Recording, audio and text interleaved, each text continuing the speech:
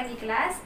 Okey, kita mulakan kelas kita hari ini dengan bacaan doa yang dipimpin oleh Aidil. Bismillahirrahmanirrahim.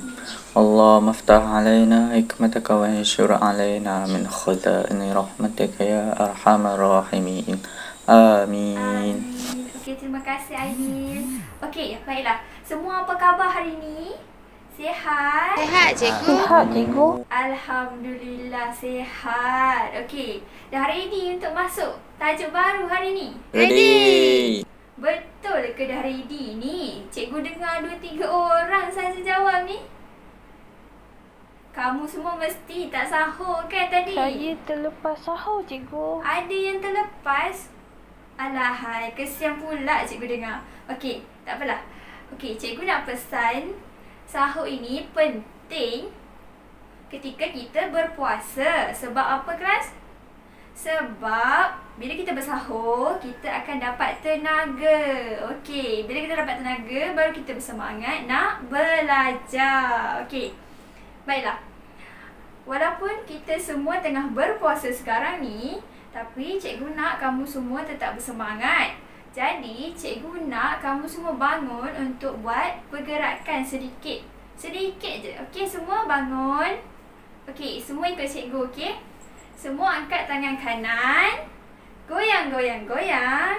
Angkat tangan kiri pula. Goyang, goyang, goyang. Okey, angkat dua-dua belah tangan. Goyang, goyang, goyang. Okey semua. Okey, semua boleh duduk. Okey kelas, kamu semua dah cergas dan bersemangat sedikit kan? Okey, jadi cikgu nak tanya kamu, apa yang kamu lihat sekarang ni? Makanan. Makanan. Roti, cikgu. Roti. Nasi. Nasi. Okey, semua betul. Jadi, kenapa cikgu bawa makanan sekarang ni? Sebab cikgu tak puasa? Bukan, cikgu puasa kelas. Sebab cikgu nak cakap makanan ni penting untuk kita.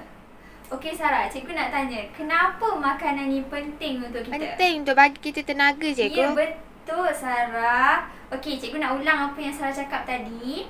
Makanan ini penting untuk membekalkan tenaga kepada kita. Okey? Seperti apa kelas? Seperti kita bersahur tadilah kan? Kita sahur, kita akan dapat tenaga. Okey. Cikgu nak tanya Bat pula. Bagaimana makanan ini boleh bagi tenaga dekat kita? Melalui pencernaan, cikgu. Iya, betul. Tapi tak lengkap ayat tu, Bat. Okey, idea boleh tolong sambung? Lalui pencernaan karbohidrat, cikgu. Iya, betul juga. Tapi masih tak lengkap. Okey, tak apa. Cikgu tolong lengkapkan ayat kamu semua, okey? Okey, makanan ini boleh bagi kita tenaga melalui pencernaan karbohidrat. Okey, dengan menghasilkan glukosa, di mana tenaga kimia yang ada dalam glukosa itu akan dibebaskan untuk menghasilkan tenaga yang diperlukan oleh sel hidup. Okey, semua mesti dah tahu kan apa tajuk yang kita akan pelajari hari ini? Ya, Aidil? Bab 7, respirasi sel. Ya, betul. Lebih tepat lagi, subtopik 7.1 iaitu penghasilan tenaga melalui respirasi sel. Okey, cikgu nak cakap tajuk ini kamu dah pernah pelajari sewaktu kamu berada di tingkatan 1. Okey? Iaitu bab 2, respirasi sel dan fotosintesis. Okey, jadi cikgu harap kamu dapat ingat kembali ada berapa respirasi sel dan dekat mana ia berlaku. Okey, sebelum kita meneruskan pembelajaran kita hari ini, cikgu nak paparkan dekat kamu hasil pembelajaran daripada topik ini. Okey? Yang pertama, murid dapat mewajarkan keperluan tenaga dalam metabolisme. Yang kedua, murid dapat mengenal pasti substrat utama dalam penghasilan tenaga. Okey, yang ketiga apa? Okey, yang ketiga murid dapat menyenaraikan jenis-jenis respirasi sel, iaitu respirasi aerob, respirasi anaerob dan fermentasi. Baiklah kelas, cikgu akan tayangkan satu video pendek yang berkaitan dengan tajuk kita hari ini. Dan cikgu minta supaya kamu semua beri perhatian untuk melihat apa yang ada dalam video tersebut. Kerana selepas ini cikgu akan pilih nama-nama yang bertuah untuk beri pendapat tentang video tersebut. Okey semua, lihat slide di hadapan.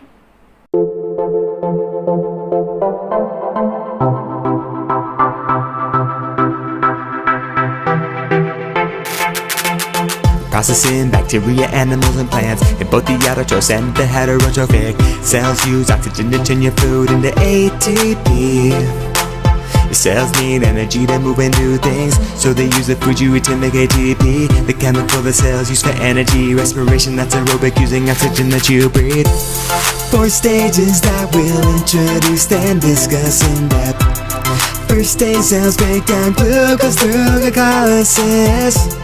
Next, pyruvate oxidation, then citric acid cycle, then it ends with oxidative phosphorylation. In your body, cells turn food to energy. Glucose from the food you ate, oxygen you breathe in, ATP energy. Release carbon dioxide when you breathe, creates water when complete. 3 products total with ATP energy. C6H12O6 plus 6O2 forms into 6CO2 plus 6H2O plus energy as ATP. Whoa! Okey kelas, bagaimana video tadi? Best tak? Best. Okey, kalau best, cikgu nak minta Sarah cakapkan apa yang Sarah faham tentang video tersebut. Lagu tentang respirasi sel, cikgu. Okey, baik. Okey, kita minta wakil lelaki pula. Okey, Aidil, apa yang kamu faham tentang video tersebut? Tentang macam mana kita dapat tenaga, cikgu. Ya, betul. Okey semua, melalui video tersebut, kita semua dapat mengetahui iaitu tentang respirasi sel atau cellular respiration. Okey, melalui lirik yang disampaikan, kita semua dapat mengetahui bagaimana penghasilan tenaga melalui makanan yang kita makan itu digunakan untuk melakukan pelbagai aktiviti seharian. Jadi kelas, mana datangnya tenaga ni? Makanan, cikgu. Makanan. Pencernaan. Ya, betul. Okey, melalui paparan slide yang cikgu tunjukkan, tenaga ini datangnya dari makanan. Selepas itu, pencernaan. Dan akhirnya, dapatlah tenaga. Okey, lebih tepat lagi iaitu proses metabolisme. Ya, kamu dah pernah pelajari dalam bab berapa kelas? Bab 4 kan, cikgu? Salah itu, Badria. Okey, tak apa. Yang lain boleh bantu? Ya, Aidil. Bab 5 kan, cikgu? Ya, betul. Bab 5. Okey, di mana kamu telah mempelajari mengenai 2 tindak balas metabolisme, iaitu anabolisme dan katabolisme. Okey, di mana kedua-dua tindak balas ini melibatkan tenaga. Okey, jadi yang mana satu guna tenaga dan yang mana satu pula yang bebaskan tenaga? Okey, semua mesti dah tengok kan slide yang cikgu paparkan ni.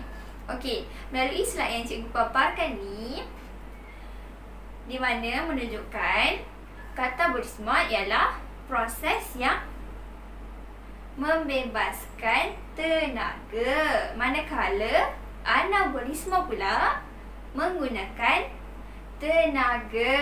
Okey, tanpa tenaga ni, proses anabolisme seperti pembentukan protein yang menjadi asas kepada otot tidak akan berlaku. Jadi kelas, kenapa respirasi sel ini penting? Respirasi sel ini penting untuk penghasilan tenaga.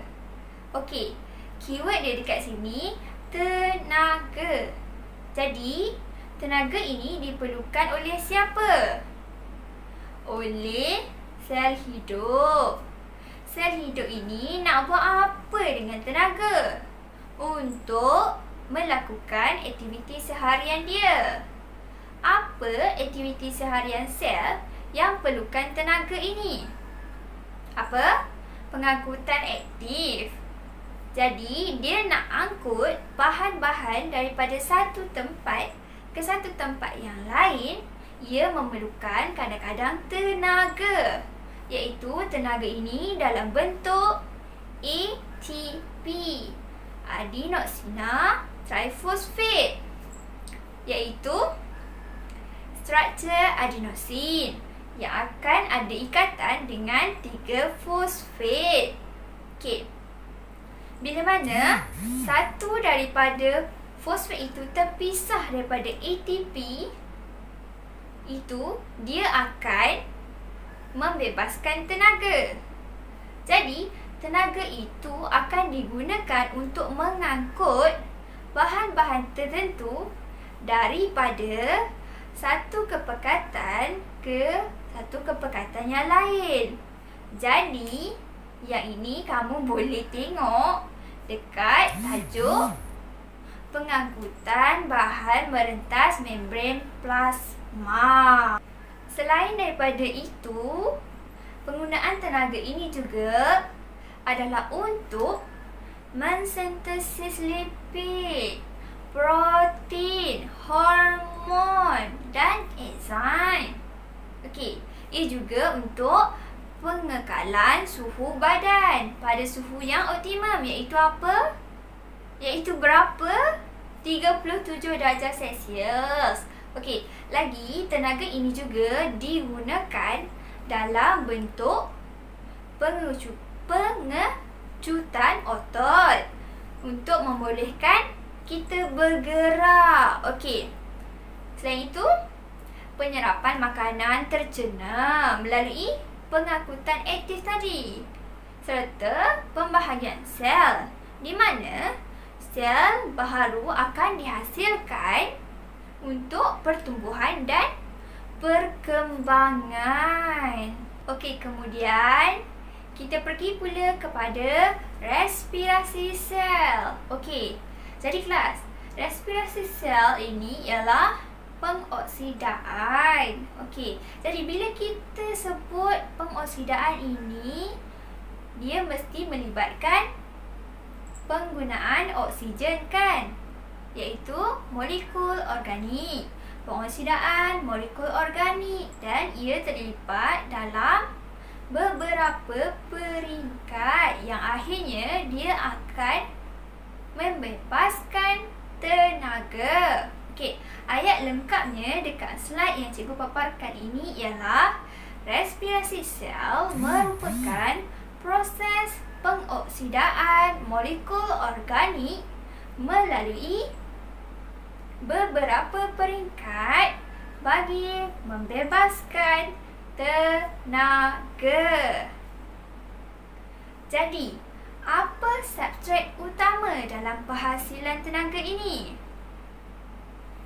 Substrat utama atau bahan utama yang digunakan untuk tukar jadi ATP ialah glukosa. Okey, dekat slide cikgu ada paparkan gambar glukosa. Okey, kamu mesti tahu kan?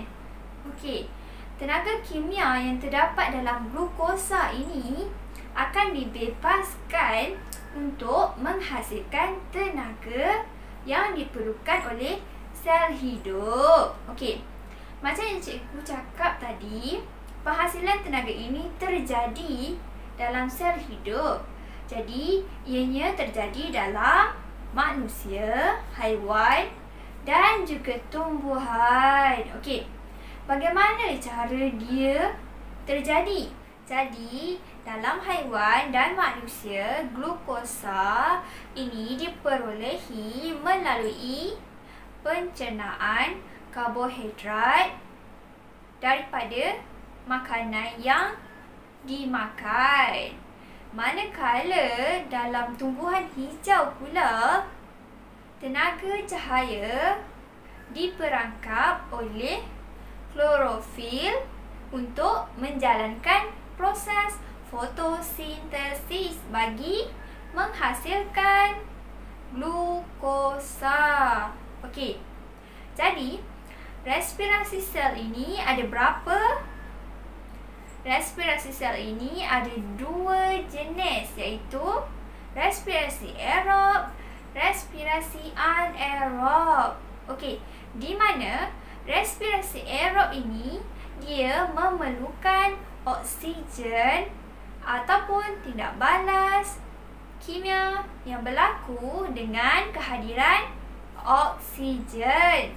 Okey, manakala respirasi anaerob ini pula dia terjadi tanpa menggunakan oksigen. Oleh itu terjadinya fermentasi atau penampaian. Okey, fermentasi ini ialah laluan alternatif untuk dapat tenaga selain daripada respirasi sel tadi. Okey, dalam fermentasi ini, proses penguraian glukosa ini dia tidak lengkap. Sebab apa? Sebab oksigen yang ada terhad atau tiada langsung oksigen. Jadi, tak banyak ATP yang dapat dihasilkan melalui proses respirasi anaerob ini. Okey, fermentasi ini cikgu boleh bagi contoh seperti dalam gambar di slide, iaitu gambar tapai. Okey, tapai itu dilakukan proses fermentasi. Okey, kalau kamu tengok bila kita buka tapai itu, dia ada peluh-peluh. Okey, peluh-peluh itulah adalah gas yang terhasil. Okey, baiklah kelas, kita teruskan dengan aktiviti kita hari ini. Cikgu akan bagi masa 3 minit untuk kamu berbincang dengan pasangan sebelah kamu mengenai keperluan tenaga dalam proses metabolisme, dan setiap seorang hendaklah membuat satu peta minda. Tidak kisah peta minda yang mana, jenis mana yang kamu nak buat, yang mana kamu suka. Janji bentuknya peta minda ya kelas. Baik, cikgu. Okey, masa bermula daripada sekarang. Kamu semua dibenarkan menulis. Cikgu nak kamu senaraikan sebanyak mana yang kamu ingat berdasarkan apa yang kita telah pelajari sebentar sahaja tadi.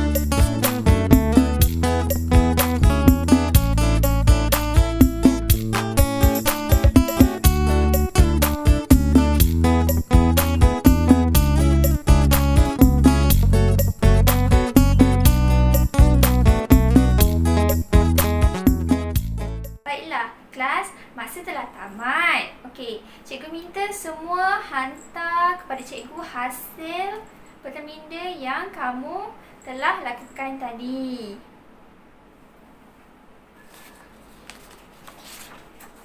Terima kasih. Baiklah, masa masih ada, jadi cikgu nak teruskan dengan aktiviti kita hari ini, iaitu cikgu nak bahagikan kamu kepada dua kumpulan, iaitu kumpulan lelaki dan kumpulan perempuan. Jadi cikgu minta kamu lantik seorang ketua. Okey? Baiklah. Dekat slide, cikgu akan paparkan satu gambar. Okey. Gambar, cikgu nak kamu semua teliti dengan betul dan menghafal apa yang ada dalam gambar ini. Okey? Kamu tidak dibenarkan menulis apa-apa buat masa sekarang. Cikgu akan bagi masa dalam 2 minit. Okey? Lihat dan hafal, ya kelas. Masa 2 minit itu bermula daripada sekarang.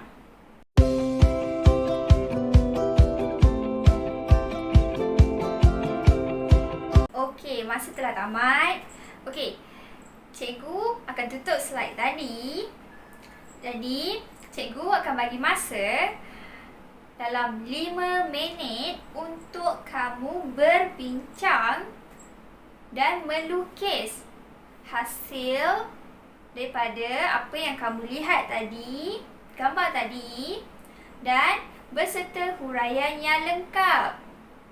Selepas itu, cikgu nak setiap kumpulan hantar wakil, iaitu ketua yang dilantik tadi, untuk melakukan pembentangan hasil yang telah kumpulan kamu lakukan. Okey, masa bermula daripada sekarang. Baiklah kelas, masa sudah tamat. Jadi, kumpulan lelaki siapa wakil? Okey Aidil, kamu ada masa 2 minit untuk lakukan pembentangan ini. Silakan. Okey semua, ini adalah gambar yang kumpulan lelaki dah lukis. Jadi dekat sini ada kloroplast, mitokondria, air, oksigen, glukosa dengan karbon dioksida. Okey, gambar ni dia proses lengkap tentang respirasi sel dekat tumbuhan dan manusia dan haiwan. Dekat sini kita tengok ada kloroplast. Kloroplast ni tangkap tenaga cahaya. Lepas tu jalankan fotosintesis, lalu menghasilkan oksigen dan glukosa. Seterusnya, manusia dapat oksigen dan glukosa, lalu menghasilkan tenaga kimia dekat mitokondria. Daripada proses itu, terhasil juga karbon dioksida dan air. Baik, terima kasih Aidil. Okey, tepuk tangan kelas. Okey, bagi kumpulan perempuan pula. Ya, okey, Sarah. Silakan.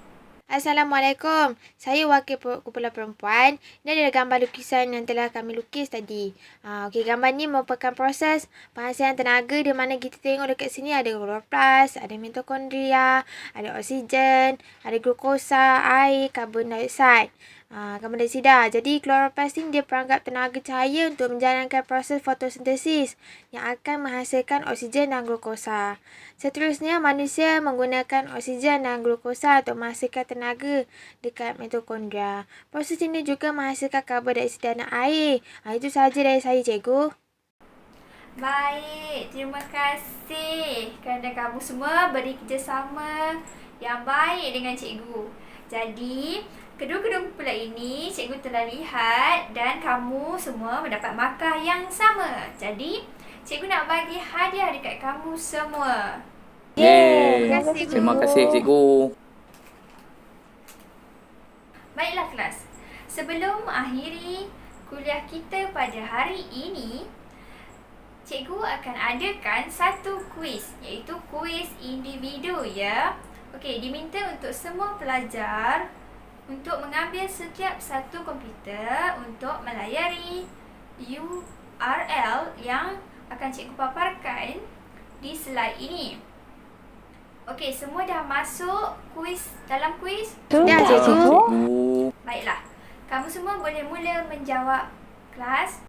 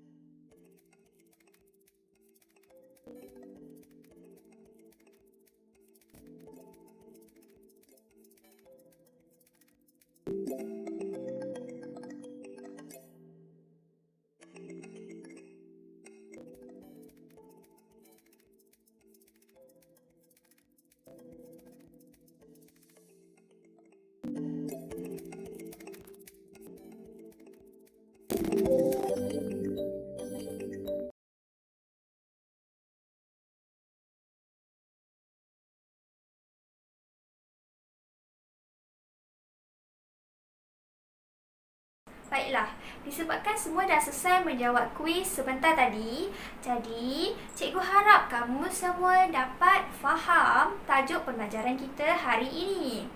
Cikgu akan merumuskan sedikit apa yang telah kita pelajari hari ini, iaitu setiap sel hidup melakukan respirasi sel untuk menghasilkan tenaga. Dan substrat utama bagi penghasilan tenaga ialah glukosa. Kemudian, manusia dan haiwan mendapat glukosa melalui makanan yang dicerna, iaitu pencernaan karbohidrat. Manakala tumbuhan pula melalui fotosintesis. Okey kelas. Bagi kelas yang akan datang, cikgu nak ingatkan supaya kamu membaca terlebih dahulu subtopik 7.2 iaitu respirasi aerob dan subtopik 7.3 iaitu fermentasi. Okey, sampai di sini saja kelas kita hari ini. Kita sudahi dengan tasbih kifara dan surah Wal-As. Diminta untuk Aidil mengetuai bacaan kita. Subhanakallahumma wa bihamdika asyhadu an la ilaha illa anta astaghfiruka wa atubu ilaik. Bismillahirrahmanirrahim. Wal 'asri innal insana lafi khusr illa alladhina amanu wa 'amilus solihati wa tawasaw bil haqq wa tawasaw bis sabr. Amin. Terima kasih kelas. Terima kasih, cikgu.